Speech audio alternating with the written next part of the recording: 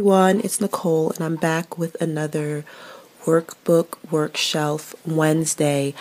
Today I want to do a lot more focusing on my kindergartner. I know I usually don't show all the manipulatives and activities that I do with him. I usually just go over his workbook. But today I want to talk about just some learning activities and hands-on tactile manipulatives that I use for him for his math and language arts primarily. So here we go. I have this bin, Dollar Tree, which is great because it stores a good amount of stuff. A lot of these things I did get from the Dollar Tree. A lot of these things I started using last year, and then I stopped because I realized he wasn't ready for it, and I reintroduced it this year. Or there's things that I used last year that I'm bringing back, but in a different level. So, something very basic: addition, subtraction, dice. They also have multiplication on there, but we're in division, but we're not there yet. So very simple.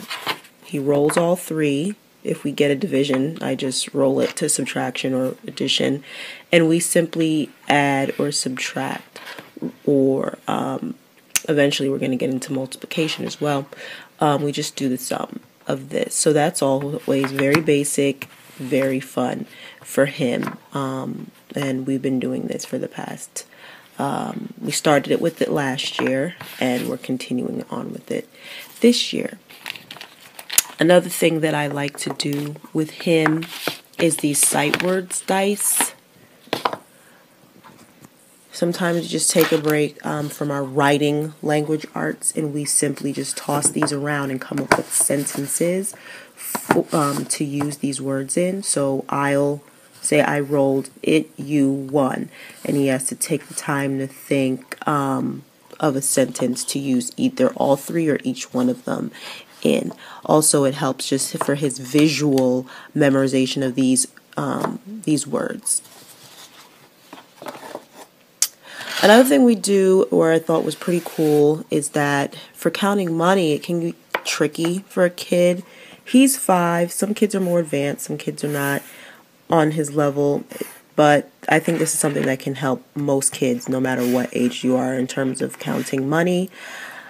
We look at the quarter, the dime, and the nickel in terms of fives. So each dot that I wrote on here with the dry erase board. These are laminated, or somewhat laminated. They came like this, but they could be reinforced more. But pretty much you look at it as fives. So when it's 25, it's 5, 10, 15, 20, 25.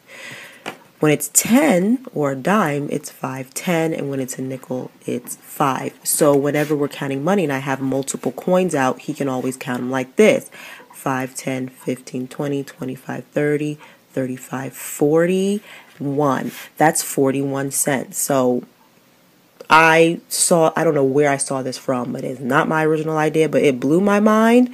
And it's been working really good in helping him to understand and counting multiple coins at one time. Because we also do, every day in our learning notebook, they say how much money, make the date in coins. So that always helps. I bring these out and I have him make the date in coins. So yesterday was 14. So pretty much he had a dime, and he had to put out a dime and 4 pennies for the date. So again, it's hands-on, and then he can write it too. But it's good to have that hands-on manipulative, especially when you're dealing with a boy, and especially when you're dealing with a 5-year-old boy, because they don't like to write, I found. And also these wonderful dominoes for addition and subtraction. I just put out one and just say, okay, add 5 and 2, subtract 5 and 2. It's really helping with his mental math, because now it's like I just throw him out and he's bam, 7, 4. So we're really working on our mental math skills, and instead of actually sitting down counting it out or figuring it out, he is really into that rote memorization of his math facts right now.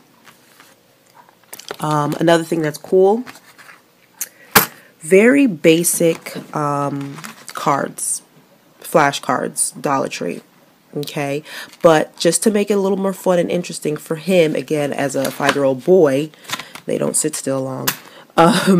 I take out a card, and these things have been saving my life. I bought these from, I believe, Michael's sometime earlier in the year. They're blackboard paddles. So this one's brand new. This one we've been using.